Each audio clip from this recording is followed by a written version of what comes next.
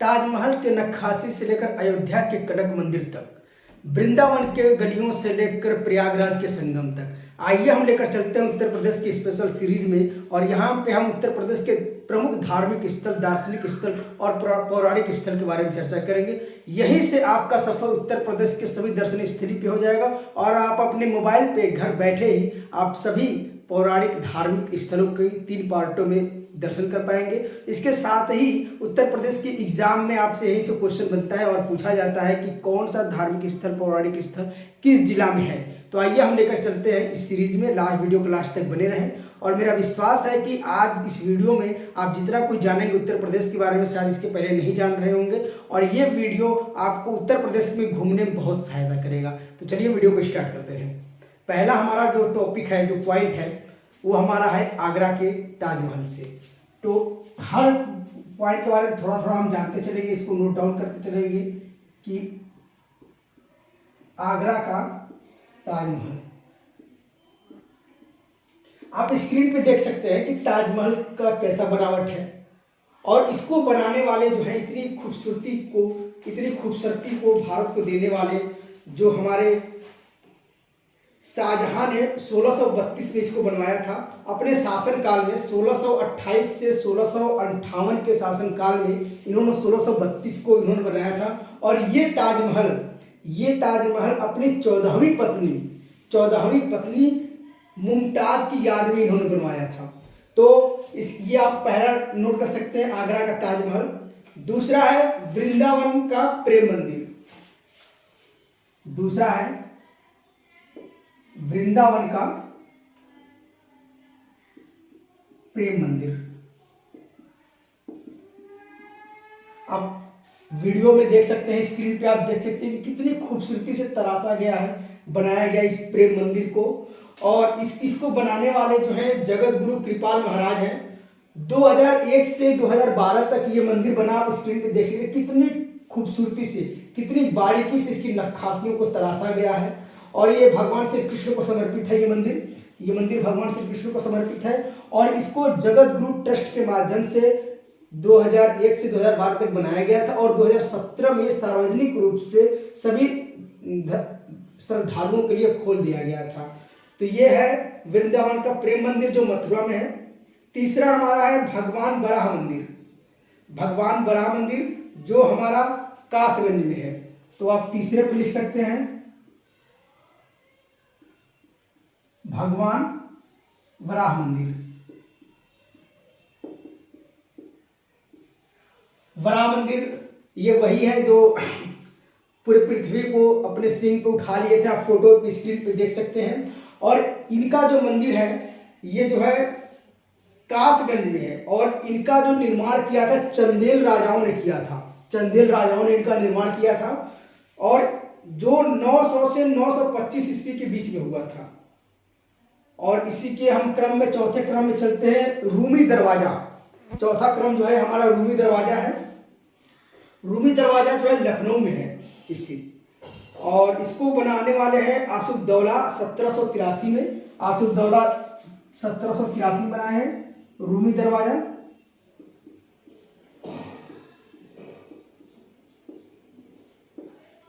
और इसके निर्माण करता है आसुफदौला। आप इस सन को जरा याद करिए, ध्यान देंगे 1783 में बनाया गया था।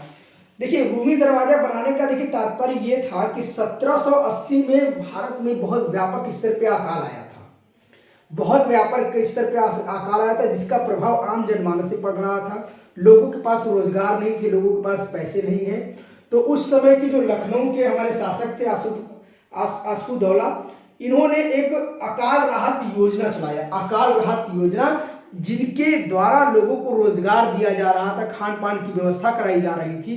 तो उसी योजना के तहत आप स्क्रीन पे देख सकते हैं कितनी खूबसूरती से बनाया गया ये रूमी दरवाजा। और ये एक्चुअली ये तो एक महल की तरह दिख रहा है, आप स्क्रीन पे देख सकते हैं, लेकिन इसकी खासियत ये है कि इसको एक दरवाजा का रूप दिया गया है। तो ये लखनऊ की बहुत अच्छी शान शौकत है। अगर आपको भी लखनऊ में आपको घूमने का अवसर प्राप्त हो तो रूमी दरवाजे को आप लोग जरूर घूमेंगे। उसके साथ हमारा 5वां जो है गोला का गोला गोकर्ण मंदिर, ये लखीमपुर खीरी में है, गोला गोकर्ण मंदिर। और इसकी खासियत यह है कि इसको छोटी काशी कहते हैं। और अभी हाल ही में योगी आदित्यनाथ ने छोटी काशी कॉरिडोर का निर्माण करा रहे हैं। आप स्क्रीन पे देख सकते हैं कि कितना खूबसूरत मंदिर है ये गोला गोकर्णनाथ मंदिर। और इसके पीछे एक कहानी है, इस मंदिर के पीछे एक कहानी है।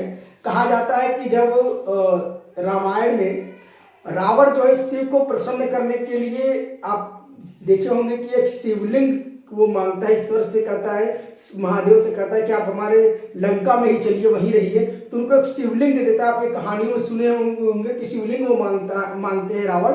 और वो रावण जब वो लेकर जाते हैं तो उसकी एक शर्त होती है, उस शिवलिंग के लिए एक शर्त होती है कि वो जब एक बार कहीं भी रखेंगे तो वहीं पर वो स्थापित हो जाएगा। तो वो जो शिवलिंग है वो लखीमपुर खीरी में ही है। आप अक्सर कहानियों में सुनते होंगे कि गणेश जी बहुत चतुराई से उस शिवलिंग को लंका नहीं ले जाने दिए थे। तो उसमें यही है कि वो जो है रावण का जो शिवलिंग की कहानी है वो लखीमपुर खीरी से संबंधित है। और इसको छोटी काशी कॉरिडोर कहा जाता है। आप स्क्रीन पे देख सकते हैं कितना भव्य और अच्छा मंदिर है। और इसको देखिए, इस मंदिर की एक खासियत और है कि इसको बनाने वाले जो थे वो मुस्लिम थे। इस मंदिर को इसको बनाने वाले थे तरबियत हुसैन उर्फ टर्बी राजा। कोटवारा रियासत के वो राजा थे, कोटवारा रियासत के वो राजा थे, वो मुस्लिम शासक थे। और वहाँ की जो जनता थी वो हिंदू थी। तो वहाँ के जनता की, वहाँ के श्रद्धालुओं की अध्यात्म की और धार्मिक भावनाओं को प्रसन्न करने के लिए, उनकी भावनाओं का ख्याल रखने के लिए वहाँ के मुस्लिम शासक जो थे तरबियत हुसैन उर्फ टर्बी राजा ने इस मंदिर का निर्माण कराया था। गोला गोकर्णनाथ मंदिर जो लखीमपुर खीरी में है और जिसको छोटी काशी कहा जाता है। तो अक्सर प्रश्न आपसे पूछा जा सकता है कि छोटी काशी किसे कहते हैं। इसी क्रम में हमारा छठा जो है चक्र तीर्थ नैमिषारण्य मंदिर। आप देख सकते हैं कि स्क्रीन पे चक्र तीर्थ नैमिषारण्य मंदिर जो सीतापुर जिला के गोमती नदी के बाएं तट में है। सीतापुर जिला के गोमती नदी के बाएं तट पे है। और ये जो है नैमिष्यवन में है, देखिए इस मंदिर की भी कहानी बहुत है। तो इसमें हम थोड़ा सा चर्चा कर लेंगे जिससे आपको एक थोड़ा सा याद करने में आसानी होगा। इस मंदिर की कहानी ये है कि महाभारत काल, जब महाभारत चल रहा था तो उस समय कलयुग का प्रारंभ हो रहा था। कहानी के अनुसार महाभारत जब चल रहा था तो कलयुग का प्रारंभ हो रहा था।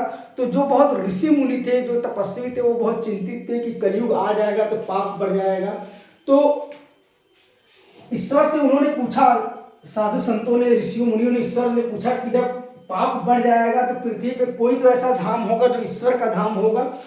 तो ईश्वर ने उनको जवाब दिया है, हरि ने, विष्णु ने उनको ये कहा है कि नैमिष्यवन जो आपके सीतापुर में है, नैमिष्यवन एक ऐसा वन होगा जहां पे कलयुग का प्रभाव नहीं रहेगा। तो इसी कारण से वो चक्र तीर्थ नैमिषारण्य मंदिर है और वहाँ पे बहुत फेमस है, वहाँ पे बहुत। और इसके साथ दूसरी कहानी इस मंदिर से ये आपका है कि दूसरी कहानी ये है कि एक बार देवराज इंद्र दधीजी से उनका अस्थियां मांगते हैं अपना वज्र बनाने के लिए। तो उसका संबंध नैमिष्यवन से है और वहीं से है। तो इसलिए ये मंदिर काफ़ी महत्वपूर्ण है धार्मिक दृष्टि से। उत्तर प्रदेश में ये प्रश्न कभी कभी पूछा जा सकता है। 2014 के ट्यूबवेल ऑपरेटर के वैकेंसी में ये क्वेश्चन बना था। उसके बाद आपका है सातवां जो है आनंद भवन। ये हमारे प्रयागराज में है, आप स्क्रीन पे देख सकते हैं आनंद भवन की जो फोटो। आप जो है आनंद भवन इतना बढ़िया और अच्छा दिख रहा है। इस आनंद भवन की खासियत ये है कि इनको प्रयागराज और इलाहाबाद में है और इनका निर्माण मोतीलाल नेहरू ने 1930 में कराया था। इस समय ये एक तरीके से दार्शनिक स्थल है, लेकिन इनका निर्माण जो है नेहरू परिवार के द्वारा, मोतीलाल नेहरू द्वारा कराया गया था। आठवां आप देख सकते हैं कड़कशाह बाबा का मजार। कड़कशाह बाबा का मजार उत्तर प्रदेश में कभी कभी ये पूछा जा सकता है, ये क्वेश्चन बन सकता है। और अगर आप एक दार्शनिक है, एक श्रद्धालु है और अगर आपका घूमने का मन है तो कड़कशाह बाबा मजार आप जरूर जाएंगे। और ये जो है आपके कौशाम्बी में स्थित है। आप 9वें में आते हैं बावनी। देखिए हम कुछ पॉइंटों को जरा ध्यान देंगे। अब आपको उत्तर प्रदेश के कुछ मैं ऐसे धार्मिक स्थल और दार्शनिक स्थल के बारे में बताने जाऊंगा जिससे आपको यह अंदाजा होगा कि उत्तर प्रदेश का आज़ादी में कितना बड़ा योगदान था, किस प्रकार से उत्तर प्रदेश एक महत्वपूर्ण भूमिका रखती थी 1857 के विद्रोह में। तो यहाँ से आप देखेंगे, शायद आप लोगों को नहीं पता होगा लेकिन वीडियो में बने रहिए, आप ये देखेंगे कि आप जो स्क्रीन पे देख रहे हैं, स्क्रीन पे आप देख रहे हैं जो इमली का पेड़ आप देख रहे हैं, आपके स्क्रीन पे जो दिख रहा है, तो इस इमली का जो पूरा स्थल आप देखेंगे यह है बावनी इमली शहीद स्थल। ये फतेहपुर में है। ये कहते हैं बावनी इमली शहीद स्थल, इमली शहीद स्थल।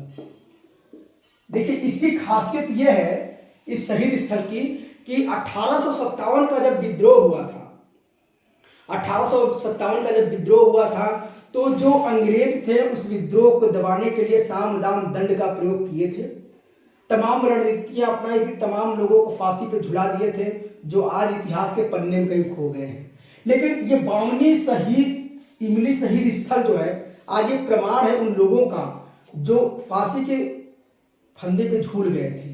और इस शहीद स्थल की खासियत ये है कि यहाँ पे 52 स्वतंत्रता सेनानियों को एक साथ इमली के पेड़ पे एक साथ फांसी दी गई थी। एक साथ 52 स्वतंत्रता सेनानियों को फांसी के फंदे पे झुला दिया गया था।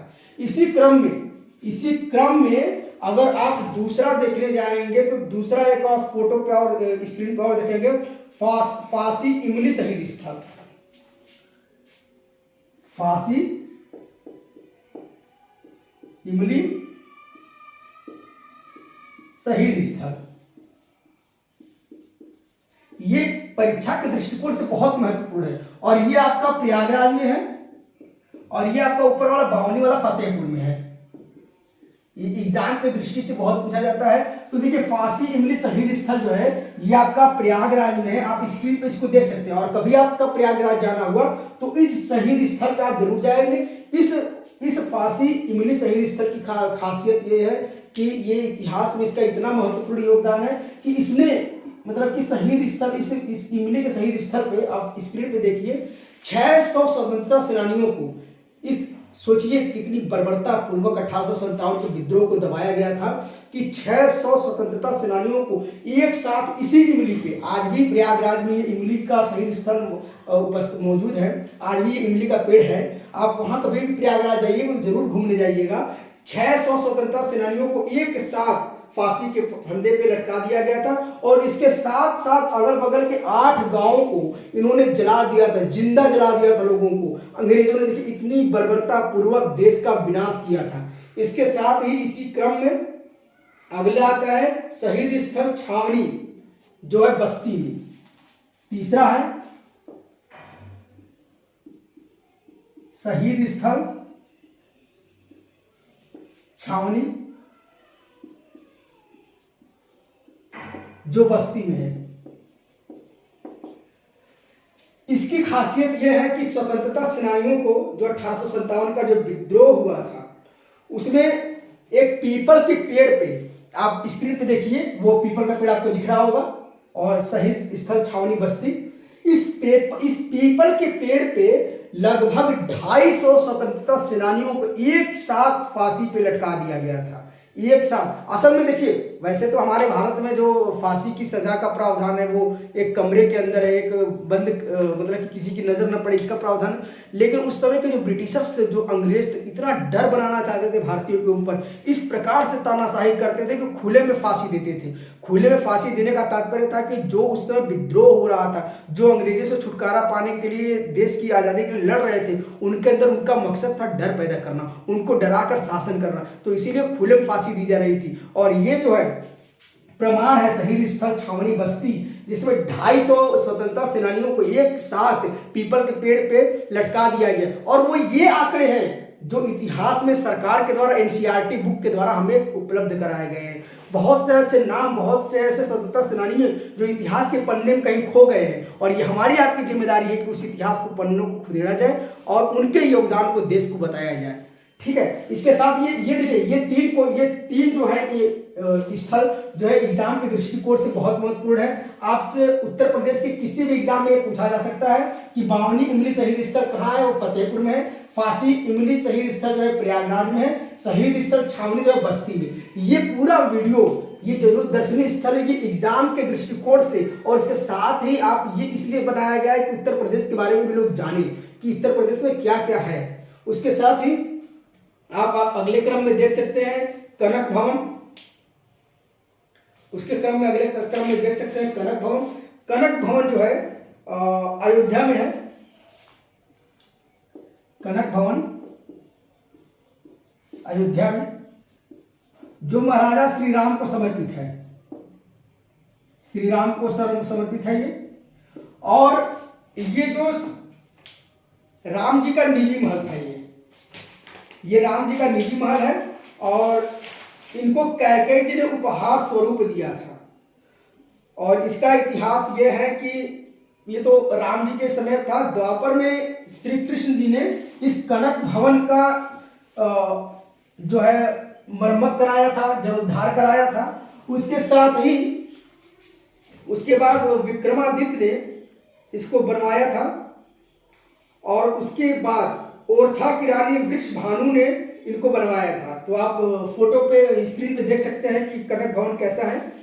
और इसके साथ ही अगर हम आगे क्रम में चलेंगे तो आगे हमारा जो क्रम है जेके मंदिर, जो कृष्ण को समर्पित है। जेके मंदिर जिसको आप स्क्रीन पे देख सकते हैं, जेके मंदिर है और इसको हम कृष्ण मंदिर भी कहते हैं। कृष्ण मंदिर जो भगवान श्री कृष्ण को समर्पित है और ये कानपुर में है। कानपुर में है और इनका निर्माण जो कराया है जेके ट्रस्ट ने करवाया है। जेके ट्रस्ट ने इसका निर्माण कराया है, आप स्क्रीन पे देख सकते हैं। और ये लक्ष्मी नारायण अर्धनारीश्वर हनुमान जी को समर्पित है। उसके साथ ही आपका है दिगंबर जैन मंदिर। दिगंबर जैन मंदिर जो इटावा में है, जो जैन धर्म के अनुयायियों का प्रमुख मंदिर है।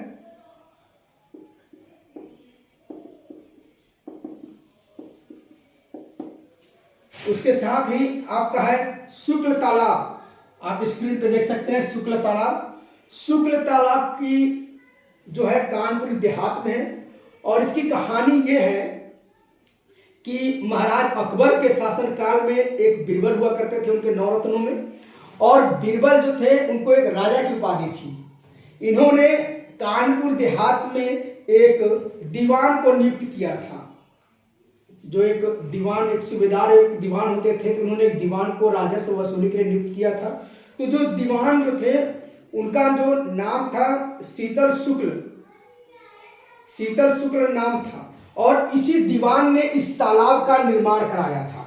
इस तालाब की खुदाई कराई थी, तो इसीलिए इस तालाब का नाम पड़ गया शुक्ल तालाब। तो आपको समझ में आ गया कि इस शुक्ल तालाब का कहाँ पे है, कानपुर देहात में, और इसके निर्माण की पीछे कहानी क्या है। इसके साथ हमारे सबसे उत्तर प्रदेश का इस समय सबसे चर्चित और पौराणिक स्थल जो आप स्क्रीन पे देख सकते हैं, हमारे जो गोरखनाथ मंदिर जो गोरखपुर का है, इसकी भव्यता को आप देख सकते हैं किस प्रकार से यहाँ पे मेले का आयोजन होता है। तमाम धार्मिक पर्वों पे तमाम उत्साह के साथ मनाया जाता है और ये नाथ संप्रदाय को समर्पित है। और इनका जो 19वीं सदी के महंत दिग्विजय नाथ और अवैध नाथ ने इनका निर्माण कराया था। और हमारे जो उत्तर प्रदेश के मुख्यमंत्री जो हैं श्रीमान श्री योगी आदित्यनाथ जी, वो भी इस मंदिर से काफ़ी संबंध रखते हैं, अपनी सेवा दे चुके हैं, महंत रह चुके हैं। तो इसलिए एक यहाँ इस समय उत्तर प्रदेश का काफ़ी धार्मिक और पौराणिक स्थलों में से एक ये है जहाँ पे प्रतिदिन बहुत मेले में भीड़ लगता है। उसके साथ ही मकर संक्रांति पे, शिवरात्रि पे बहुत अच्छा मेला लगता है और ये पौराणिक दृष्टि से, धार्मिक दृष्टि से बहुत महत्वपूर्ण है।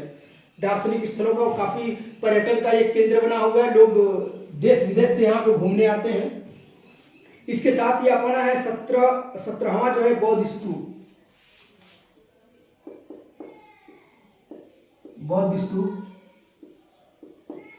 बौद्ध स्तूप ये जो कुशीनगर एवं पिपरावा में है, सिद्धार्थ नगर, कुशीनगर एवं पिपरावा सिद्धार्थ नगर में है। और ये महात्मा बुद्ध का जन्म स्थान है। ये आप जो स्क्रीन पे देख रहे हैं बौद्ध स्तूप, ये इतना महत्वपूर्ण है पर्यटन की दृष्टि से। पर्यटन की दृष्टि से इतना महत्वपूर्ण है कि लोग देश विदेश, जापान, सिंगापुर से यहाँ पे लोग घूमने आते हैं। जो महात्मा बुद्ध के अनुयायी हैं, बौद्ध धर्म से संबंधित हैं, वो एक न एक बार इस धार्मिक स्थल पे अवश्य जाते हैं। और इनका संबंध महात्मा बुद्ध के जन्म से है। और इसका उत्खनन जो है, सबसे पहले ये तो इतिहास के पन्नों में कहीं खो गया था, तो इसका उत्खनन जो किए थे विलियम क्लैक्सटन ने किया था 1897 में, विलियम क्लैक्सटन ने किया था। और ये हम लगभग 16 से 17 धार्मिक और दार्शनिक स्थलों को हम लोगों ने आपको बताया, समझाया, ये पार्ट 1 में। अगले पार्ट में हम और लेकर आएंगे। तो ये दार्शनिक स्थल है, लगभग 2 पार्टों में चलेगा। इससे फायदा ये है कि एक तो आपको एग्जाम के दृष्टिकोण से ये पता चल जाएगा कि आपके उत्तर प्रदेश में किस जिला में कौन सा धार्मिक और पौराणिक स्थल है। उसके साथ ही आप अगर थोड़ा सा घूमने और दर्शन करने के थोड़ा सा इच्छा रखने वाले व्यक्ति हैं, तो आप जरूर इनके माध्यम से आप उत्तर प्रदेश को जरूर घूमिएगा। दीप चेस फाउंडेशन के वीडियो के लास्ट तक बने रहने के लिए आपका बहुत बहुत धन्यवाद। Thank you very much.